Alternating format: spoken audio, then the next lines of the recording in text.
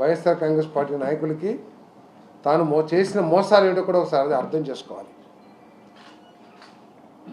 21 రోజుల్లో మీ ధాన్యానికి డబ్బులు చెల్లిస్తానని చెప్పిన జగన్మోహన్ రెడ్డి గారు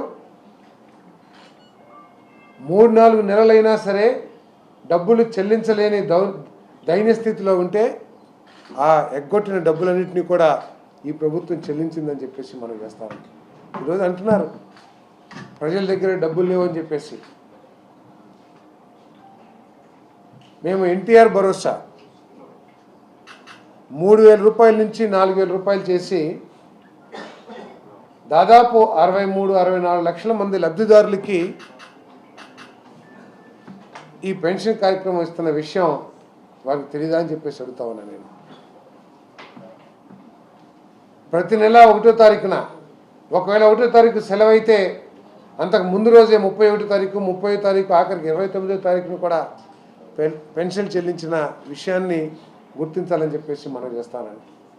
ఇంతకుముందు 3,000 రూపాయలు ఇచ్చిన వికలాంగుల పెన్షన్ని 6,000 రూపాయలకి పెంచాం. ఏదో చెప్తున్నారు మేము తల్లి దీవెన ఇచ్చాము, ఏదో అమ్మఒడి ఇచ్చామని చెప్పేసి. మీరు అమ్మఒడి సంవత్సరానికి 15,000 ఇచ్చిండొచ్చు, 12,000 రూపాయలు ఇచ్చారు. మరి 3,000 నుంచి 4,000 రూపాయలు 63 లక్షల మంది కుటుంబాలకి ఇస్తున్నాం కదా. ఆ 1,000 రూపాయలు ఈ సంవత్సరానికి 12,000 రూపాయలు అవుతుంది కదా. అంటే మీరు ఇచ్చిన అమ్మఒడి ఏదైతే ఉందో దానికి సమానంగా మేము రైతు భరోసాలనే 63 లక్షల కుటుంబాలకు ఇస్తున్న విషయాన్ని గమనించాలని చెప్పేసి మనం చేస్తాం. అంతేకాకుండా వచ్చే విద్యా సంవత్సరం నుంచి తల్లి దీవెన కార్యక్రమాన్ని కూడా ప్రారంభించడానికి సన్నాహాలు చేస్తున్న విషయాన్ని కూడా ప్రజల దృష్టికి తీసుకొస్తా ఉన్నా నేను.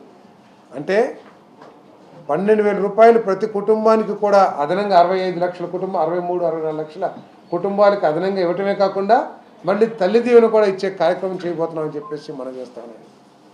ఏదైతే సూపర్ 6లో కుటుంబానికి 3 సిలిండర్లు అని చెప్పామో ఆల్రెడీ ఆ పథకాన్ని ప్రారంభించి ఇప్పటికే ఒక సిలిండర్ ఇచ్చేసిన విషయాన్ని కూడా దాదాపు 82,97,000 మందికి సిలిండర్లు పంపిణీ చేయడం జరిగిందని చెప్పేసి కూడా మనం చేస్తా ఉన్నాం.